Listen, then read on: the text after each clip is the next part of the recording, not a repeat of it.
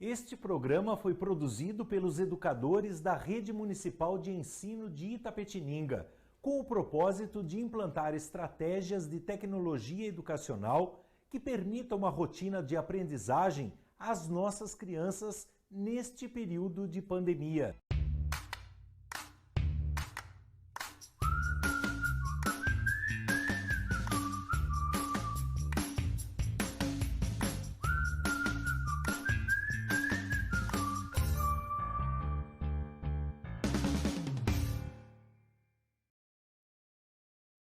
Bom dia, queridos alunos! Bom dia a todos que estão acompanhando as nossas aulas.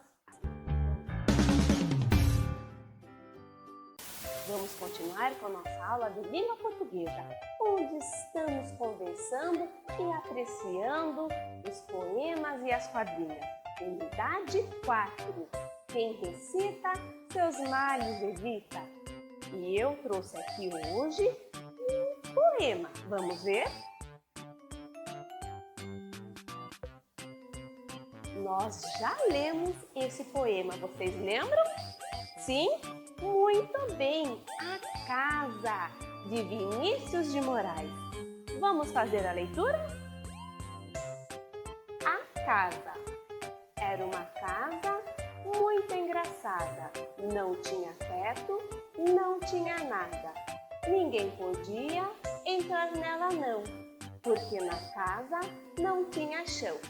Ninguém podia dormir na rede, porque na casa não tinha parede.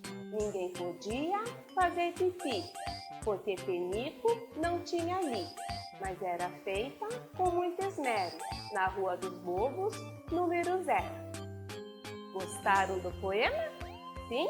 Agora vamos pegar o nosso livro do Sistema SESI de Ensino e abrir na página 66. Vamos lá? Vou ler para descobrirmos o que teremos que fazer.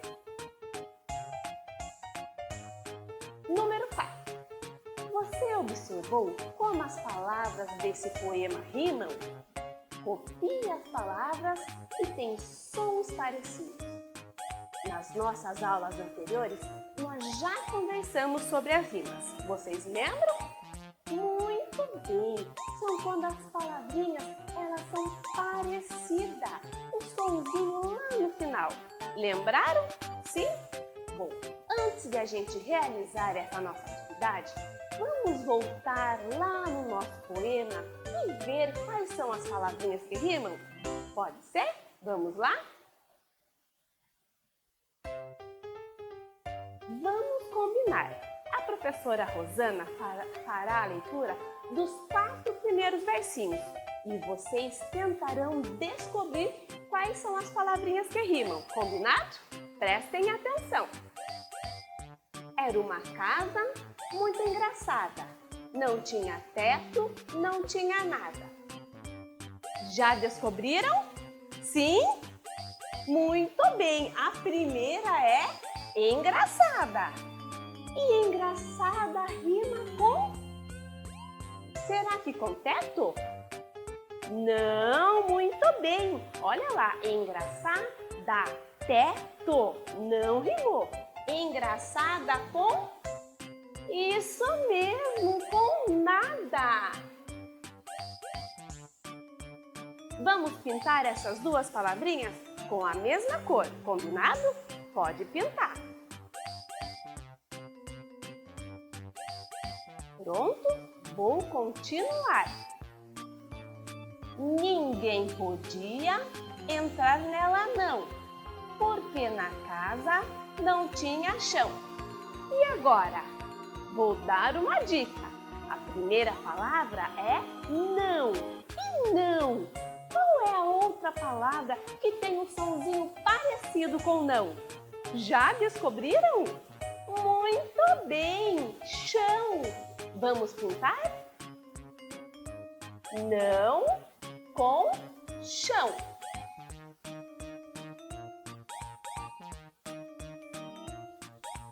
Posso continuar? Sim? Vamos lá. Ninguém podia dormir na rede, porque na casa não tinha parede. Quais são duas palavrinhas que rimam? Que tem um sonzinho parecido. Já descobriram? Sim? Qual é? Rede, muito bem. Com qual palavrinha? Parede, muito bem. Rede, parede. Vamos pintar. Posso continuar? Vou continuar a leitura. Ninguém podia fazer pipi, porque penico não tinha ali. Vamos descobrir? Vou dar uma dica. Pipi. Pipi está rimando com isso mesmo, muito bem, ali. Vamos pintar pipi ali.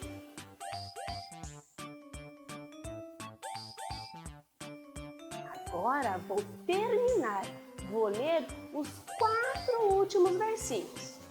Mas era feita com muito esmero, na Rua dos Bobos, número 0. Já descobriram? Muito bem! Esmero com 0. Vamos pintar.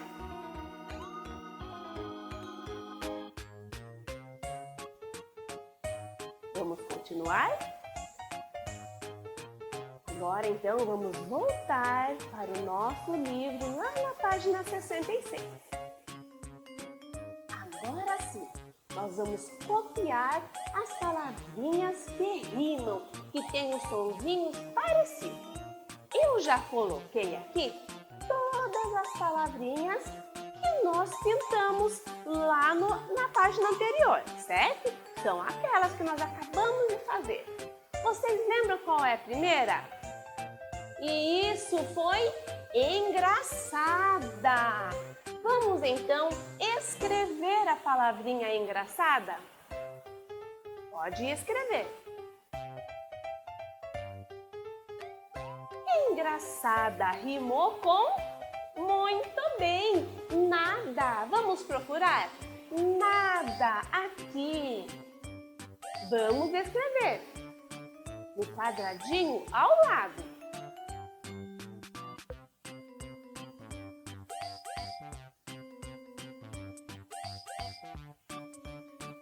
E agora? Qual era a próxima palavrinha? Nós já fizemos engraçada e nada. E a próxima?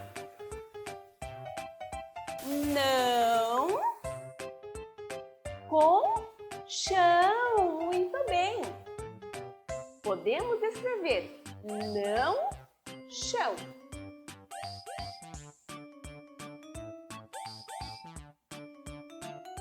Pronto, posso continuar? E agora?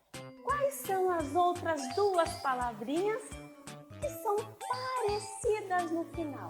Já descobriram? Já lembraram? Muito bem!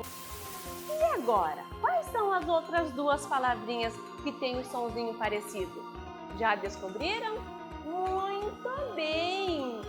Rede com parede. Vamos escrever?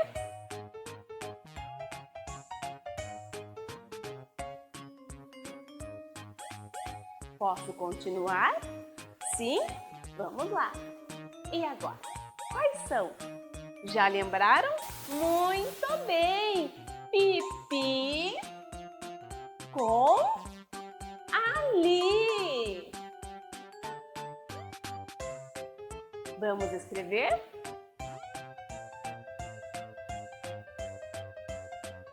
Pronto?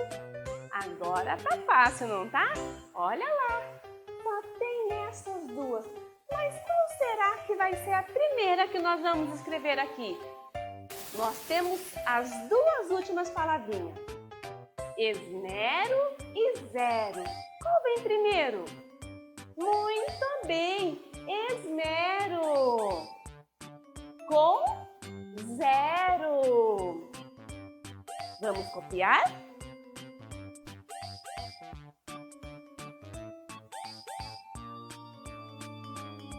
Prontinho? Sim? Então vamos conferir? Vamos lá?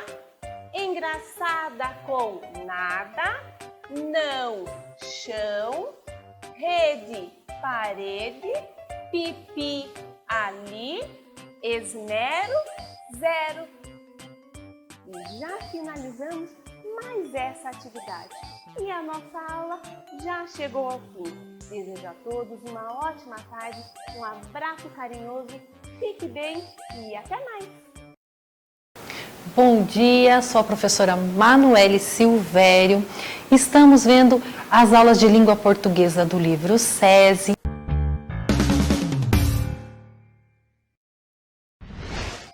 Nas últimas aulas, nós falamos e descobrimos que as cigarras têm o canto mais alto da natureza, que os gafanhotos trocam a pele e que as formigas vivem em colônias e trabalham muito. Isso mesmo? Verdade, né? E para a aula de hoje, abram o livro lá na página 82 e nós vamos ver um pouco mais sobre uma ave maravilhosa, o beija-flor. Temos aí 2 textos e eu vou ler os 2. Vocês me acompanham? Pode ir com o dedinho aí, leiam comigo, certo? Então vamos começar com o texto número 1. Você sabia que o beija-flor é a menor ave da natureza? Vocês sabiam disso? Olha só que legal! E ela é linda demais, gente. Seus ovos não são maiores que uma ervilha de tamanho médio. Olha só, os ovos são menores que isso, gente. Os filhotes, logo que nascem, são menores que um gafanhoto comum e uma ninhada cabe dentro de uma colher de chá. Sabe aquelas colherzinhas de chá? A ninhada do beija-flor cabe ali dentro. Olha só. Seu coração bate 1000 vezes por minuto, 1000 vezes. Pense só. Enquanto o de uma baleia azul e o de um elefante, que são enormes, chega a bater 25 vezes. Olha que diferença gigante. Por causa de seu metabolismo acelerado, eles se alimentam durante o dia inteiro. Chegam a ingerir uma quantidade de néctar 8 vezes mais pesada que seu próprio corpo. Se comparando aos nossos alimentos, um ser humano teria que comer 400 hambúrgueres por dia para igualar a essa façanha. Pense bem, você conseguiria? Eu não. Isso tudo porque eles precisam de muita energia para voar. Suas asas batem 200 vezes por segundo. Pensa aquelas asinhas batendo 200 vezes por segundo, gente. O que permite que eles fiquem parados no ar e façam manobras de ré e cambalhotas. Isso mesmo, o beija-flor, com essa energia toda e as asinhas batendo muito rápido, eles conseguem parar no ar, dar ré e ainda virar cambalhotas. Olha que espetáculo, hein? Agora, vamos para o texto 2. Vocês me acompanham? Olha só. Beija-flor. Beija-flor pequenininho que beija-flor com carinho. Me dá um pouco de amor que hoje estou tão sozinho. Beija-flor pequenininho, é certo que não sou flor, mas eu quero um beijinho que hoje estou tão sozinho. E quem escreveu foi Rosiana Murray. Olha só, agora, antes da gente ir para a próxima página, responder as perguntas, deixa eu fazer uma pergunta para vocês. Qual a diferença dos 2 textos? No primeiro texto, como que a gente começou? E o segundo? Olha só, no primeiro texto, a gente começou com um você sabia que? Era uma pergunta, começou com uma pergunta, não foi? E o que teve nesse texto? Muitas curiosidades sobre o beija-flor, não foi? A gente descobriu que o coraçãozinho dele bate 1000 vezes. Isso. A gente descobriu que as asas dele batem 200 vezes por segundo, não foi? Foi mesmo. Descobriu que os filhotinhos cabem numa colherzinha. Isso? E esse segundo texto aqui, como que ele começou? Com um título. E ele está escrito do mesmo jeito que o primeiro texto? Não? Ah, então percebendo onde eu quero chegar. Então, para eu não dar a resposta para vocês, vamos lá na página 83 e responder as perguntas. Letra A. Com qual finalidade foi escrito o texto 1? E aí? Para a gente descobrir mais sobre o beija-flor. Isso? Vamos pensar numa resposta boa para escrever aí? Olha só. Informar o leitor sobre algumas características do beija-flor. Foi justamente isso, né? Muitas curiosidades, muitas informações sobre o beija-flor. Letra B. Qual dos dois textos você diria que é um poema? E por quê? Ah, alguém aí respondeu bem rapidinho. Isso mesmo, o texto 2. Por quê? Porque ele está escrito em estrofes. Lembra que tinha 2 pedacinhos? Diferente do texto 1, que era corrido. O texto 2 é dividido em 2 partes, 2 estrofes. Essa é uma característica do poema. Então, vamos responder o texto 2, porque é organizado em estrofes, versos e tem rimas. Isso mesmo, as palavras rimam. Muito bem, escrevam aí bonitinho, tá? E vamos para a letra C. Com qual dos textos você aprendeu mais sobre o beija-flor? Essa ficou fácil, né? Isso mesmo, com o texto 1. Então, vamos marcar com o texto 1. O que é o texto 1 mesmo? Ah, isso mesmo. Espera aí que eu já continuo falando. O que tem em todo o verbete de curiosidade do tipo você sabia? Isso mesmo, o texto 1 é um verbete de curiosidade, né? E o que em todo o verbete de curiosidade tem? Como que ele começa?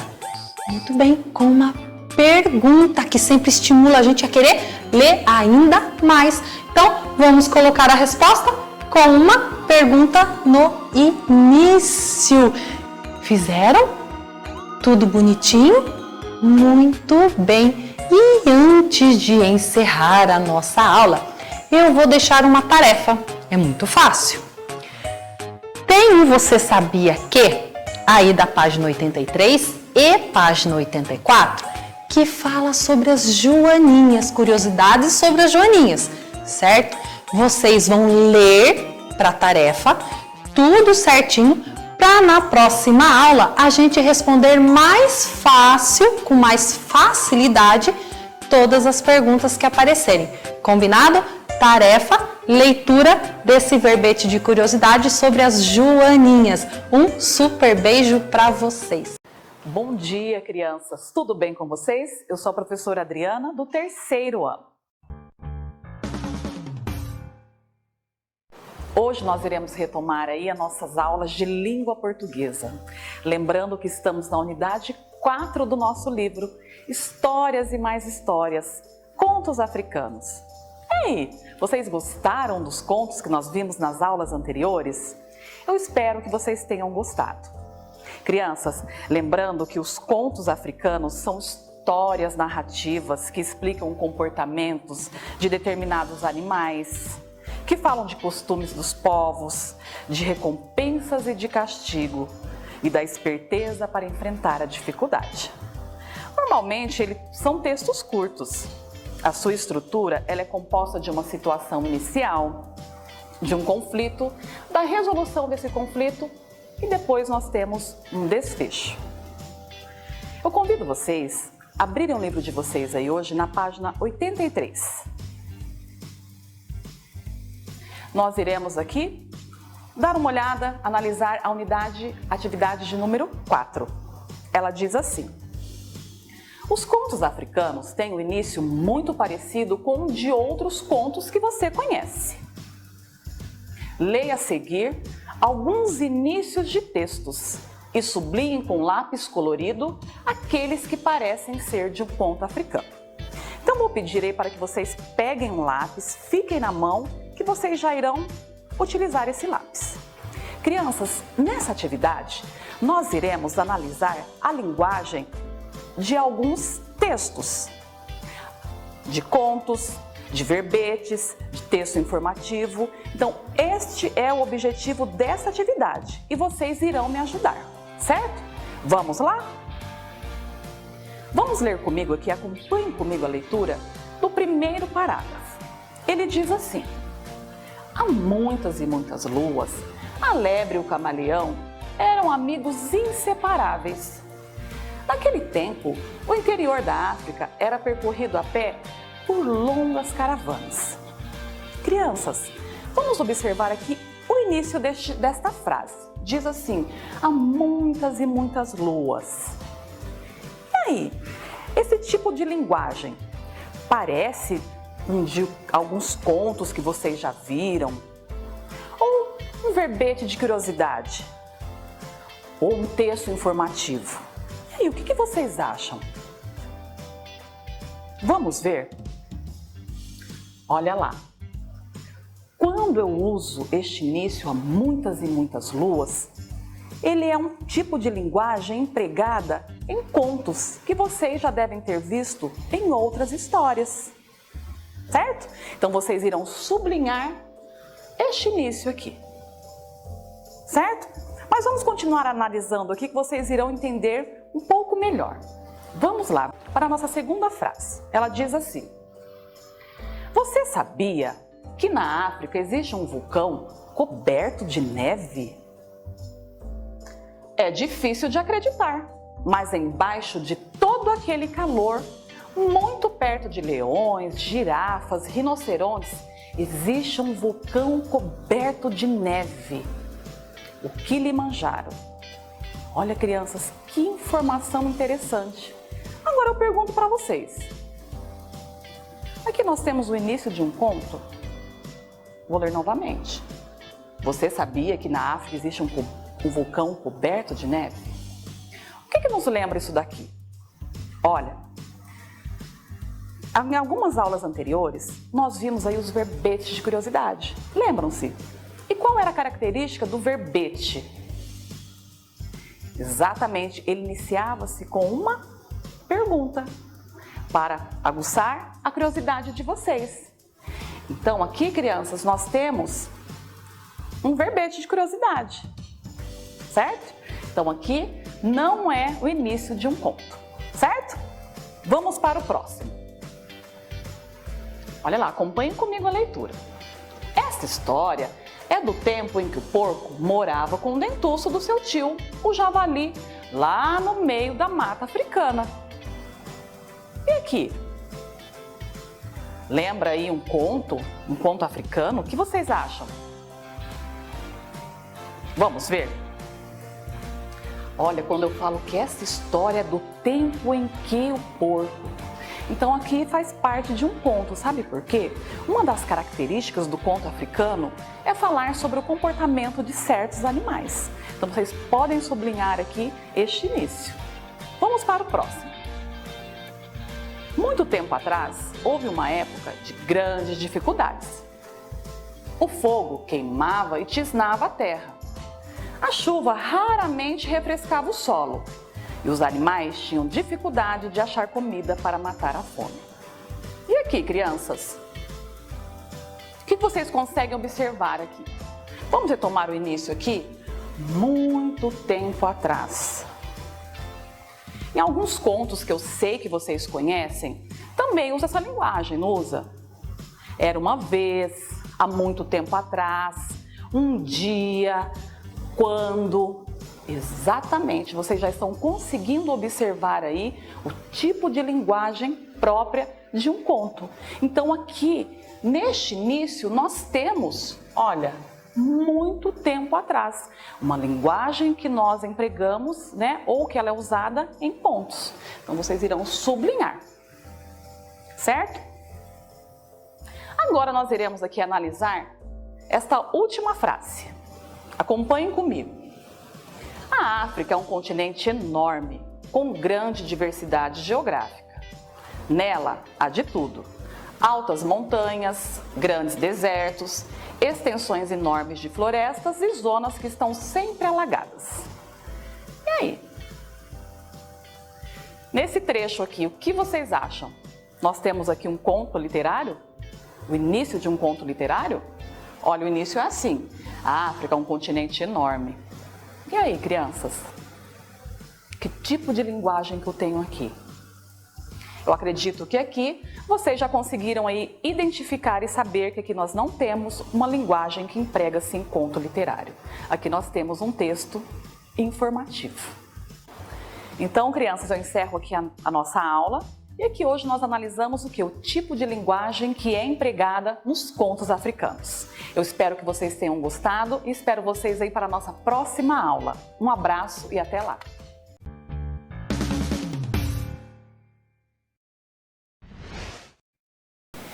Nas últimas aulas, nós demos início à unidade 3, trabalhando os contos de artimanha, não foi mesmo? Cuidado para não ser enganado. Contos de artimanha. Hoje daremos continuidade. Quero que vocês peguem o livro, abram lá na página 74, anotem o dia de hoje e vamos começar. Vamos lá? Vou pegar o meu livro e quero que vocês também acompanhem comigo o que nós vamos fazer, a leitura que iremos realizar agora. Você sabia? O personagem Pedro Malazarte é muito antigo. O nome dele pode ser escrito Pedro Malazartes, Malazartes ou das Malazartes. Ficou bem conhecido e se tornou um personagem tradicional da cultura portuguesa e, posteriormente, da cultura brasileira. Essa figura era um exemplo da esperteza, da inteligência, da criatividade, mas não se sentia nem um pouco culpado em usar a mentira e enganar as outras pessoas em proveito próprio. De acordo com o pesquisador da cultura nacional, Câmara Cascudo, Pedro Malazartes é figura tradicional nos contos populares da Península Ibérica, como exemplo de burlão invencível, astucioso, cínico, inesgotável de expedientes e de enganos, sem escrúpulos e sem remorsos. A menção mais antiga feita ao personagem é na cantiga 1132, do Cancioneiro da Vaticana, datada dos séculos 13 e 14. Chegou o paio de Mazartes, com seu cerame de chartes, semelha-me bisuardo, vindo em cerame pardo, longo houve manto e tabardo. Duas óperas brasileiras têm o personagem por protagonista, Malazarte, de Oscar Lorenzo Fernandes e Graça Aranha, e Pedro Malazarte, de Mozart de Camargo Guarnieri e Mário de Andrade. Na literatura, vários autores usaram o personagem e nos cinemas ele tomou corpo com As Aventuras de Pedro Malazartes, de 1960, com Mazzaropi no papel principal. Esse texto foi adaptado do Você Sabe Quem é Pedro Malazartes? Interessante, não é mesmo? Percebam que esse personagem ele é muito antigo e muito famoso, não só aqui no Brasil. E aí, vocês conheciam? Sabiam de tudo isso? E olha que interessante, até ópera foi criado para ele. E no cinema, quem é que não conhece Mazzaropi? Aquele personagem que nos deixa rindo à toa. E olha que ele é um filme bem antigo e que todo mundo conhece. No texto Você Sabia? Aparece Câmara Cascudo, um pesquisador. Mas você sabe quem foi ele? Não? Então acompanhem comigo.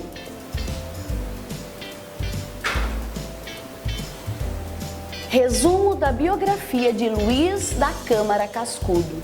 Ocupação: folclorista brasileiro. Data do nascimento: 30 de dezembro de 1898. Data da morte: 30 de julho de 1986. Quem foi Luiz da Câmara Cascudo? Um dos mais respeitados pesquisadores do folclore no Brasil. Luiz da Câmara Cascudo viveu quase toda a sua vida no Rio Grande do Norte. Lia, recebia visitas e escrevia muito. Em suas viagens, fazia amigos e ouvia histórias. Trocava correspondências com bastante frequência. Em 1954, foi lançado seu trabalho mais importante como folclorista, o Dicionário do Folclore Brasileiro, reconhecido no mundo inteiro. No campo da etnografia, publicou vários títulos importantes, como Rede de Dormir. Aqui está falando um pouco sobre essa pessoa muito importante que trabalhou sobre o folclore do Brasil. Folclore são todas as tradições, tudo aquilo que traz a cultura de um lugar. O Brasil é muito rico nessas culturas, em diversos folclores, de cada região tem o seu, não é mesmo? Bom, agora, Mazzaropi representou o nosso Malas Artes, que faz parte do folclore não só do Brasil, mas também de Portugal. Agora, para continuar, eu quero que vocês acompanhem comigo, lá na página 74 ainda, um desafio. Por quê? Porque eu quero saber se vocês já ouviram. O enunciado da atividade 3 diz: conheça mais um conto de artimanha, O Cego que Não Era Bobo, cuja versão foi escrita por Rosana Pamplona e está no livro Muitos Textos, Tantas Palavras. Antes de ler o texto, você consegue imaginar quem será o esperto nessa história? Leia para saber e depois discuta com seus colegas. Bom, discutir com os colegas não vai ser possível, mas esse desafio você vai ter. Será que tem um cego de verdade? Nós sabemos que num conto de artimanha tem sempre aquele que vai sair ganhando, que é o esperto da história. Quem será o esperto? Será o cego? E esse cego, como ele é? O que vai acontecer? Olha o título, olhem lá. O Cego que Não Era Bobo. Por que será que ele não era bobo? O que aconteceu para essa história, para esse conto acontecer, esse conto de artimanha? Ficou curioso? Que bom, porque você terá isso como desafio para nós juntos, na próxima aula, comentarmos um pouco mais. Combinado? Vocês vão fazer a leitura desse texto? Então, lá no livro Muitos Textos, Tantas Palavras, vocês vão fazer essa leitura. Já vou dar uma dica. Esse texto estão nas páginas 145 e 146. Faça uma leitura respeitando os sinais de pontuação, respeitando a sua respiração, porque se você ler de qualquer jeito, você não compreende. Por isso, os sinais de pontuação são muito importantes. E nós estamos fazendo língua portuguesa, não é mesmo? Então, eu espero você na próxima aula com esse desafio, para juntos continuarmos a falar desses contos de artimanha. Por hoje é só. Até a próxima aula e fiquem com Deus. Oi crianças, sou a professora Simone. Vou estar trabalhando com vocês a disciplina de língua portuguesa durante a semana. Quero mandar um abraço para os meus aluninhos lá da Escola Edson de Abreu.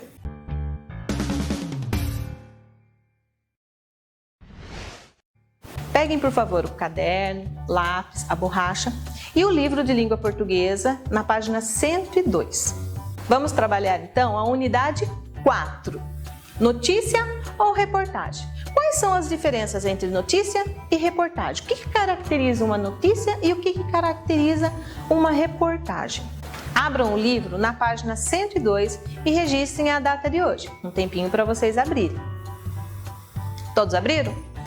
Vamos ver o que significa uma informação? Ato ou efeito de informar-se. Notícia, conhecimento, ciência. Onde nós encontramos essas informações? Nos veículos de informações. E o que são os veículos de informação? São os meios que divulgam as notícias e estão espalhados por diversos meios de comunicação. Quais são esses veículos? Jornais, revistas, televisão, rádio e a internet.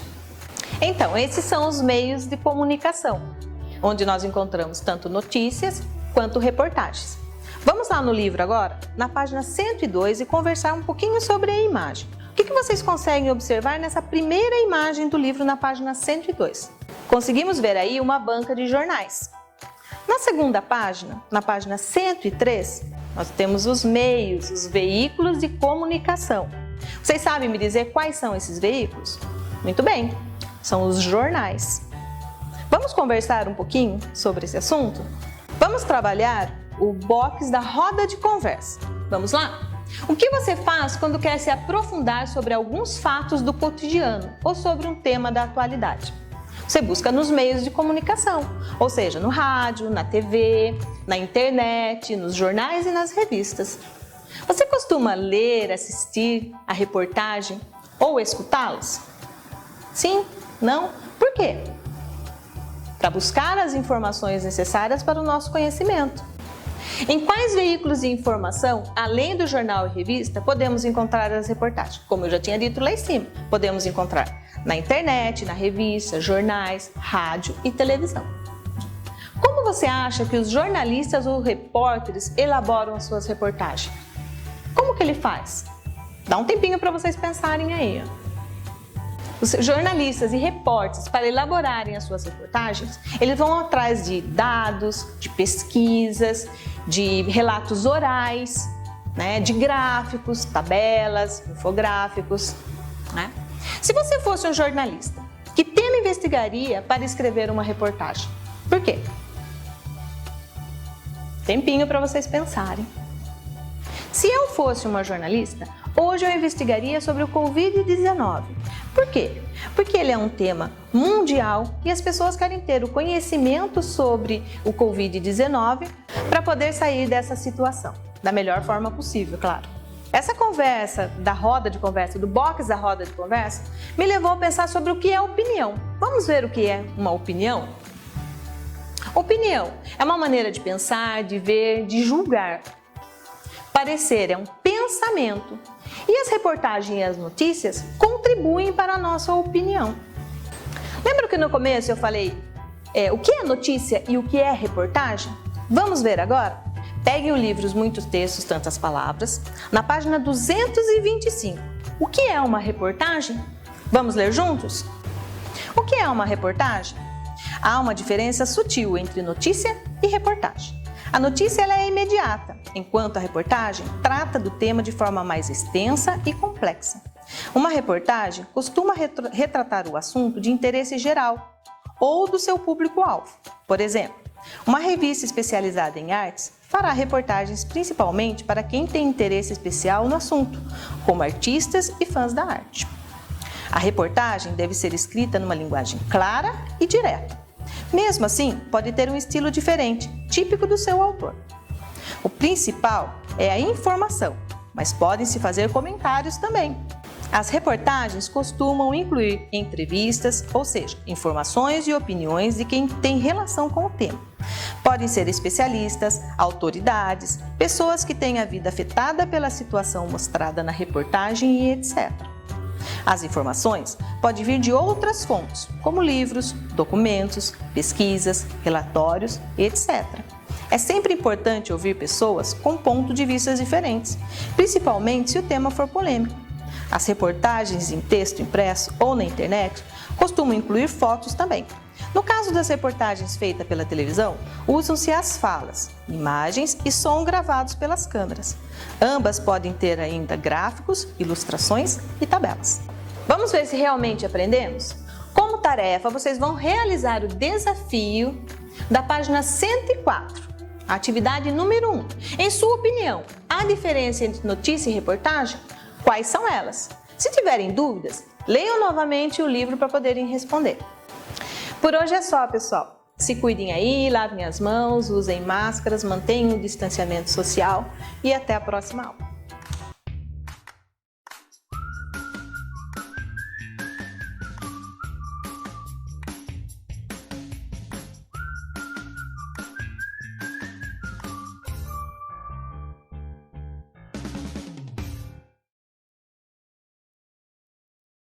Este programa foi produzido pelos educadores da Rede Municipal de Ensino de Itapetininga, com o propósito de implantar estratégias de tecnologia educacional que permitam uma rotina de aprendizagem às nossas crianças neste período de pandemia.